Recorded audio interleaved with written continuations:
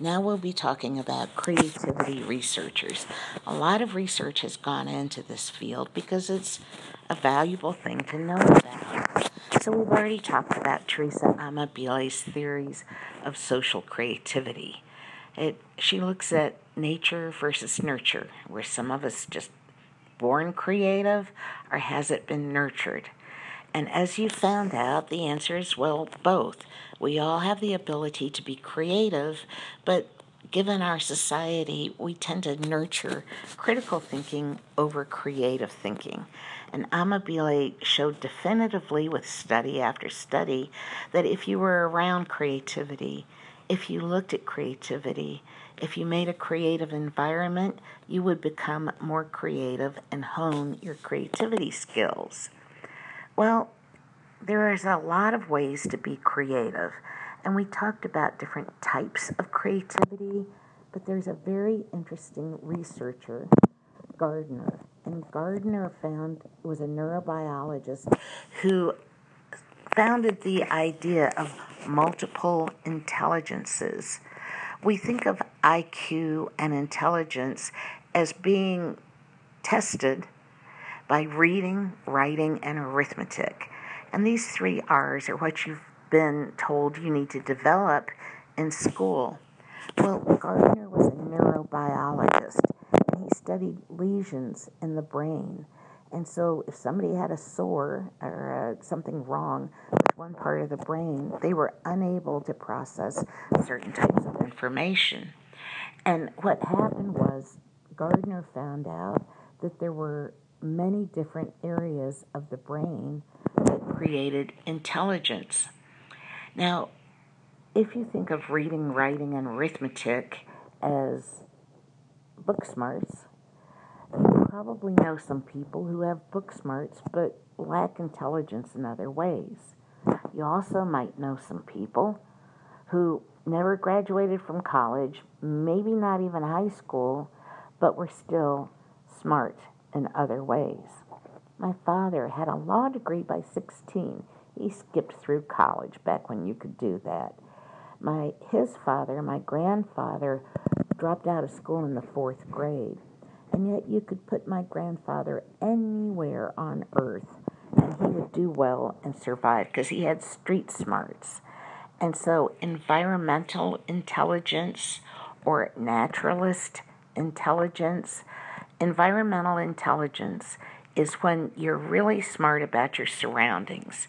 You know how to act in the streets, you know how to deal with people, you know how to survive. If you're a survivor, you've got street smarts. That's environmental intelligence. Now, you also might know people who have emotional intelligence. People who lack emotional intelligence really don't understand what's going on in relationships. They have a hard time reading or naming emotions. You might know somebody who's very emotionally intelligent. They can resolve conflict.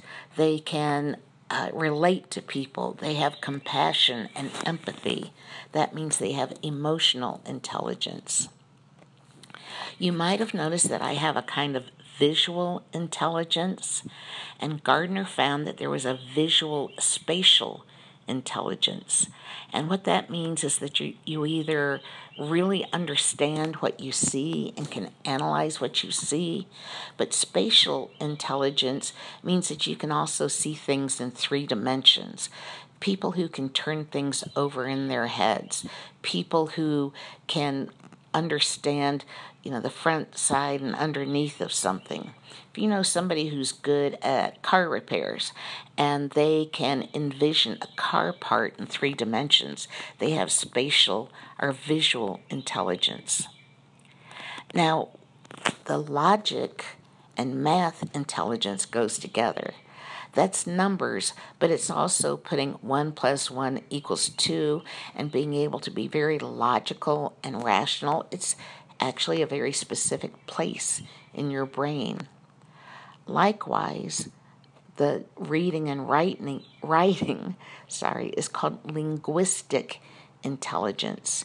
You can express yourself with words very well. You understand text very well. You read or write very easily. That's linguistic intelligence. There is also self-intelligence, spiritual intelligence. When you go inside yourself, you know yourself well.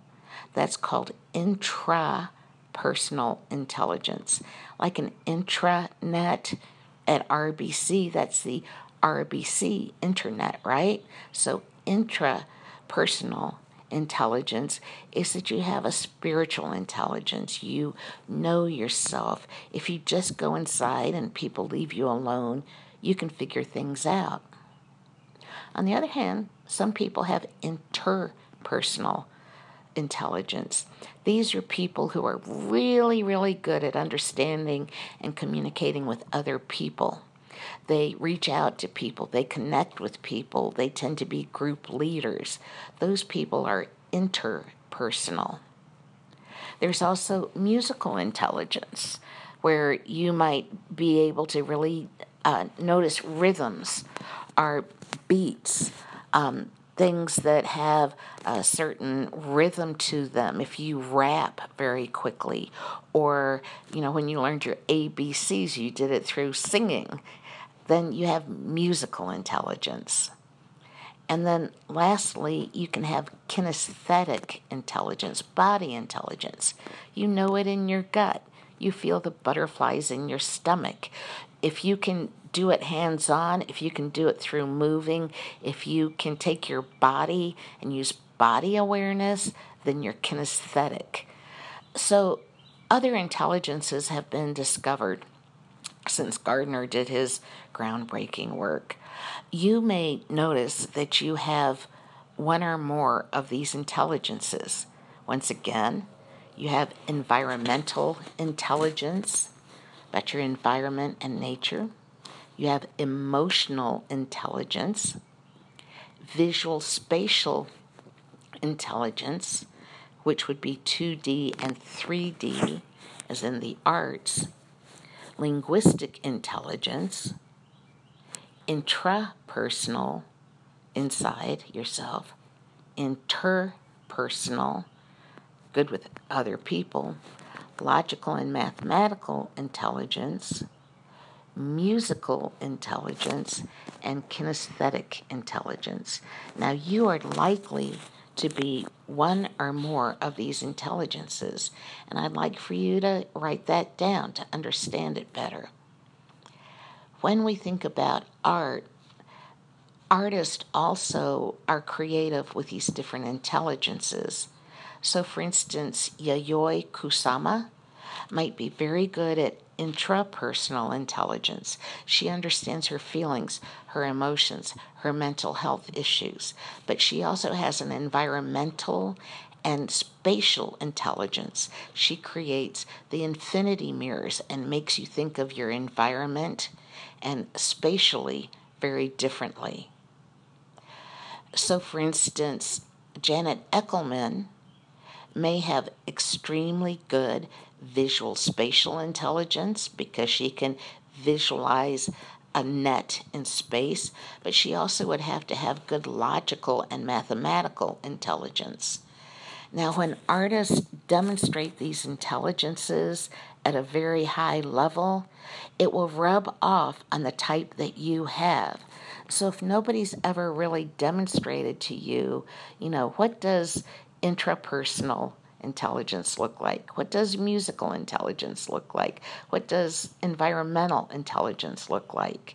If you have those intelligences and you find artwork that you respond to, then it is highly likely to help you develop that skill set. Now, you might think, okay, well, musicians have musical intelligence. Dancers have kinesthetic intelligence. It might be that poets and actors have emotional intelligence. So the next time you see artwork that inspires you, think about whether or not they're helping you develop a certain type of your own intelligence through extensionality. Now, Carl Jung, Jung, is somebody you might have heard about in sociology or psychology. He was a student of Freud's and broke away from Freud and was one of the early psychologists who developed the idea that art could reveal certain things about your mind. Art could reveal things about your mental health and could help you create better mental health. Now, I'm going to seem like I digress just a little bit here, but I'm really staying on track, so just bear with me for a little bit. You have a tail. Now, you might think, I don't, but yeah, you do. You have your tail bone. And on most skeletons, you don't see it. If you have a real medical grade human skeleton you get to look at, it has probably been worn off by the bleaching they do to the bones. But tucked in to your butt is a tailbone. You also have an organ that you don't need any longer, a vestigial, leftover organ. And that, of course, is your appendix. Your appendix can be taken out and you'll be just fine, but your appendix is left over from a long time ago when we used to eat dirt and pick up things from the ground, put it in our mouths, and it got the dirt and the gravel out of the digestive tract. Now, the reason I say this is that just like we have inherited these ancient remnants that go way, way, way back to our ancestors, your ancestors may have given you your skin color, your eye color, 10 fingers, 10 toes, 2 eyes, a nose, and a mouth. And although our eyes, noses, and mouths may look different, if you go far enough back through your ancestors, you'll encounter what they call the mitochondrial Eve, the original mother or groups of mothers. And these are the ancient people that we all have derived from. And just like we have old parts, such as the appendix and a tail, tucked into our bodies, Jung theorized that our brains also have a primitive ancient part. And in this primitive ancient part, we are pre-wired to begin to speak. We are pre-wired to understand how to see. But also, because we have inherited our ancestors' brains, we have inherited our ancestors' dreams. And certain images have been embedded in our unconscious that get passed on to generation after generation. Everybody's seen a mother. Everybody has seen a wise old man, or a hero, or a beautiful woman, or a wise old woman, a mother tenderly holding her baby. Carl Jung says that these images are called archetypes. They're important psychological symbols that are embedded in our primitive, most basic hippocampus brain. And that when we see, for instance, a snake, a sun, a moon, a horsepower, a campfire, the reason you might stare at the moon and feel transported on a beautiful night, or look at a campfire and feel drawn to it, is because way back, all of your ancestors have had that human experience. And as a result, these images show up in art repeatedly. So all ancient cultures made art, and sometimes the only thing we know about those cultures is their art. Human beings are the only animals who have the impulse to make that art, actually. And so Carl Jung says that because we all share a certain embedded human dreams, that we all can relate to art. You may have looked at the art of ancient Egypt, or ancient Greece, or ancient Africa, and found yourself really connecting with it. Carl Jung would say that's because you have connected with your ancestors dreaming of their culture. So, we all have this collective unconscious that comes from the fact that we're just humans and have expressed our dreams throughout millennia. Now, just like you have an individual reality, your daily life, and we have a group reality, this class, your neighborhood, your friends. In the group of friends, you have a group reality, but you have your individual reality. Carl Jung also said that you have individual dreams and we have group dreams.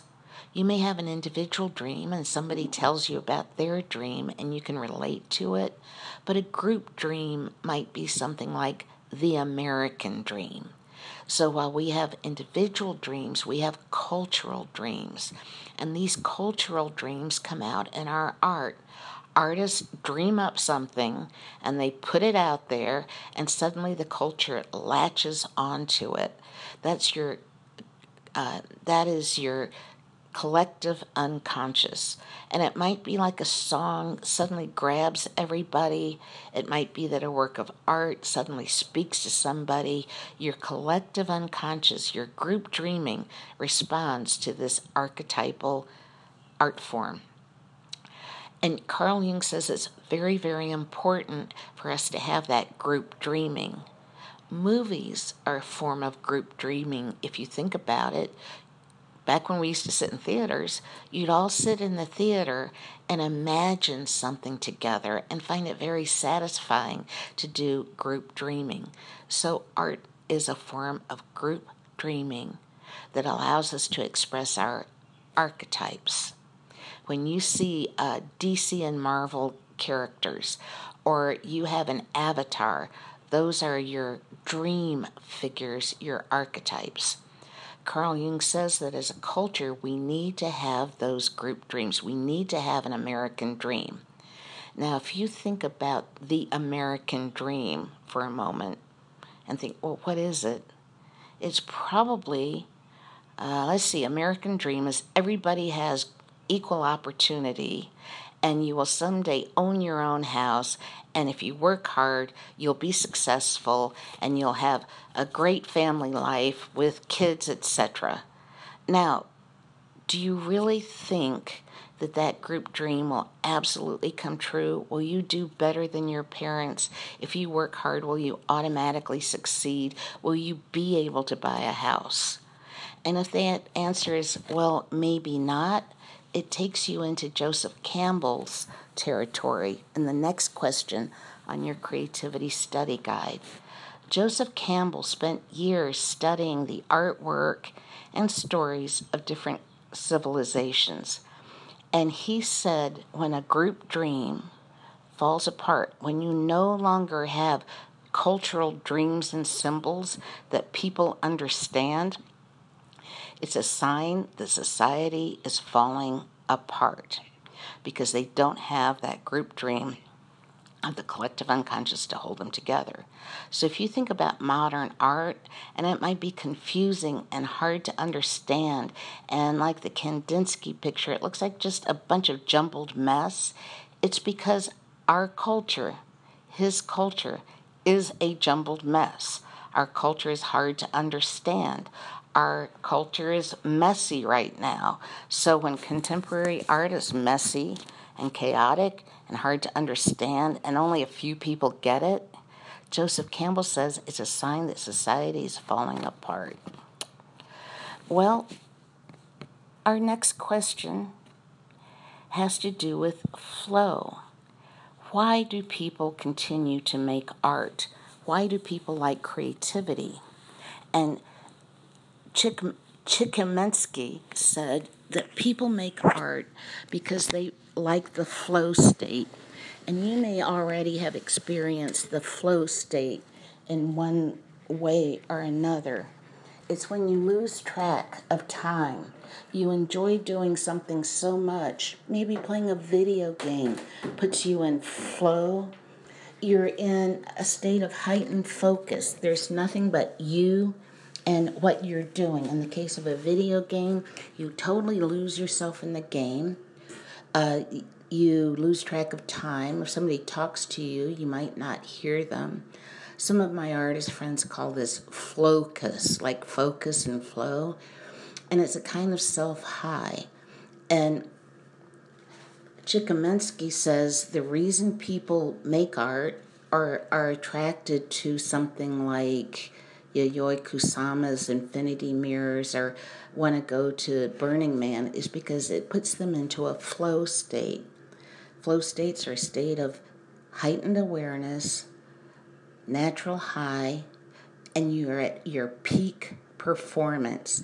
If you're an athlete experiencing flow, and let's say you're playing basketball, it's like you already know before you take that shot that it's going to be an absolutely great shot. And you just got to get out of your way and let all that energy flow through you.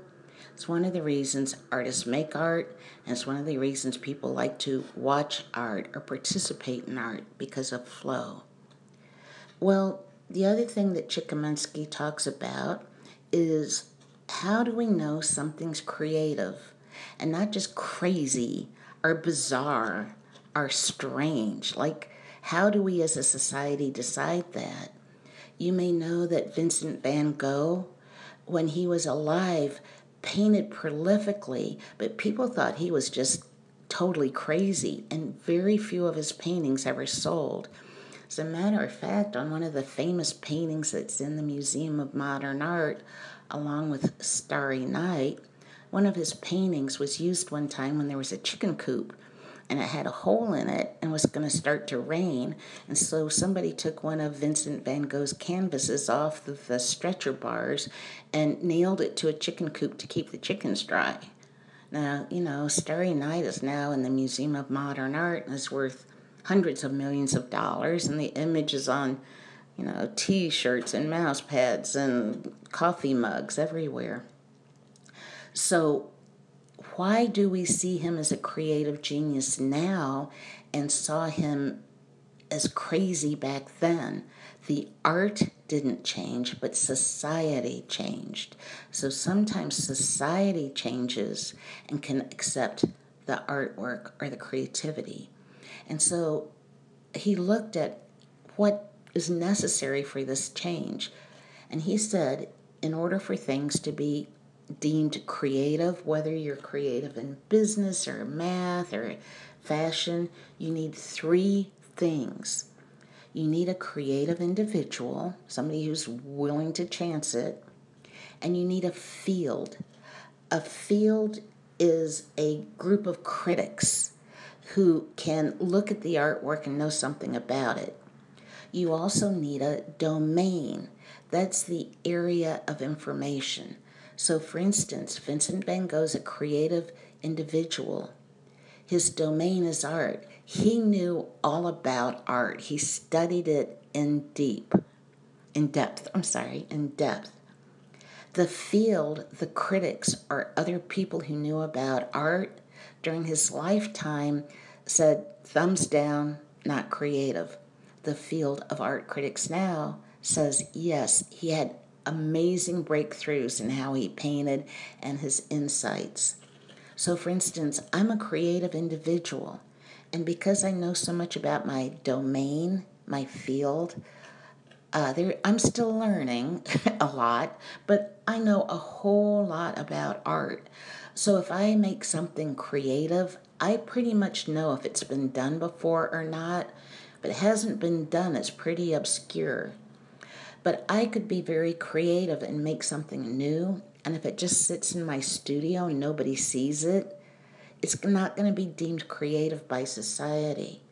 And so I need a field, a group of critics, somebody who will go to a show and write about it and discuss it and understand that maybe even though this thing I made looks odd, it is verifiably beautiful, challenging, changes the way we see art.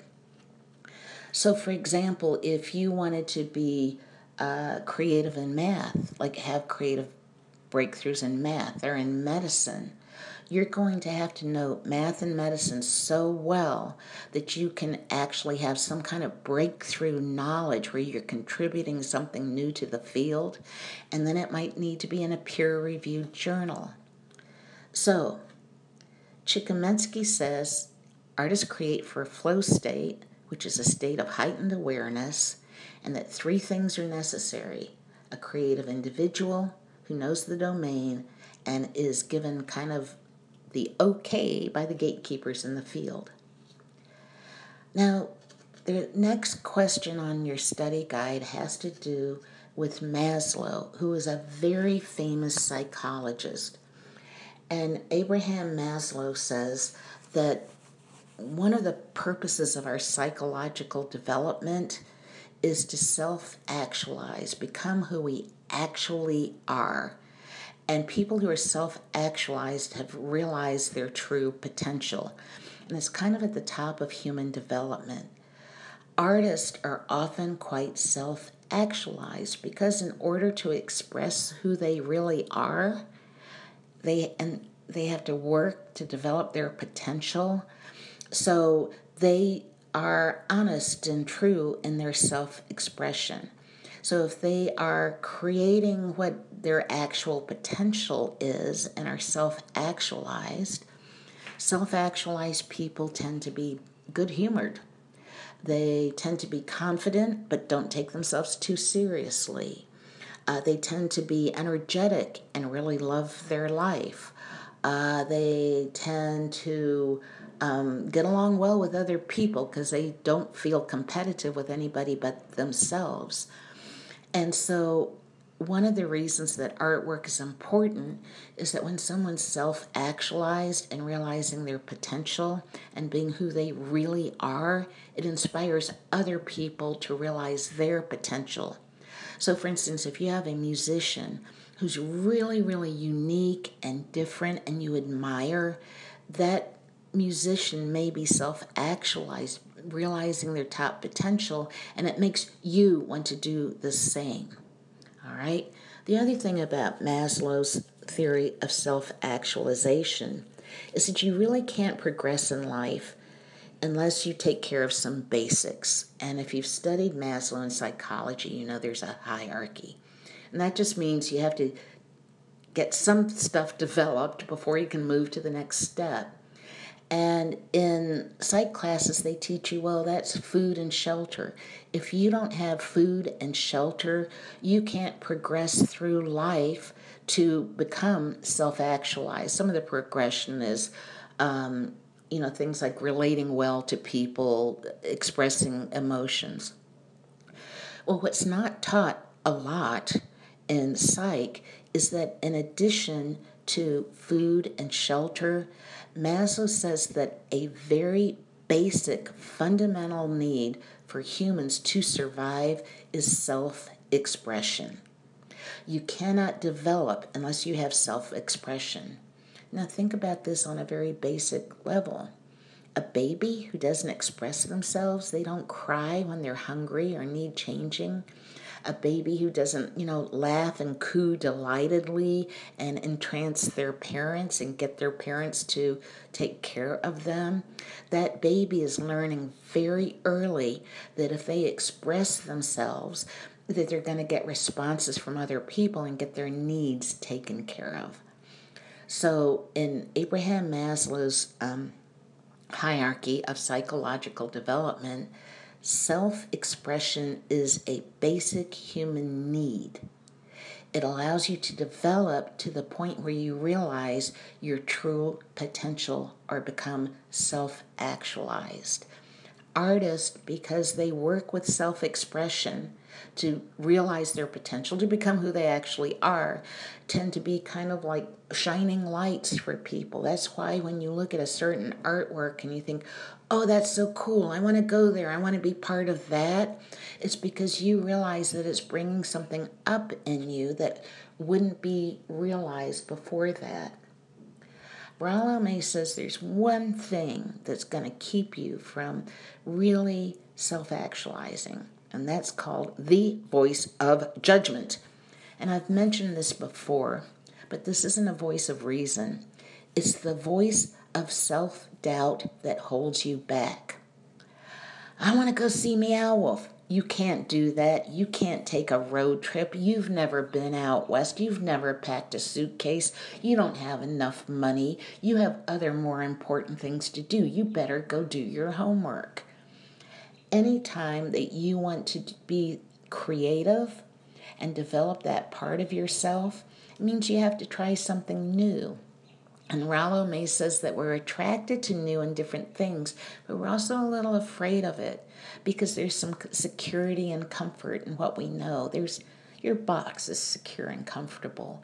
So whenever you try to crawl out of that box we've been talking about, your voice of judgment goes, yeah, right, this only works in certain situations. Yeah, right, this is just art appreciation class.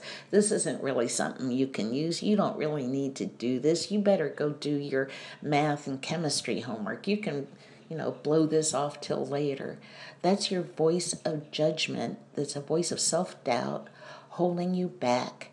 And creative people have learned to shut it up. All actors, singers, and performers get butterflies in their stomach. I might seem like I can just, do a lecture at a drop of a hat or write a web page easily. But quite often I have a voice of judgment. Are they going to get it? What if I seem like the weird art teacher? What if this offends somebody? And I've just learned that if I'm going to be really creative or inspire creativity, I have to recognize that voice of self-doubt and put it on the back burner and not listen to it. This concludes the Creativity Study Guide. I hope it was a helpful and direct assistance for the study guide, but also helps you find out some more about yourself through art.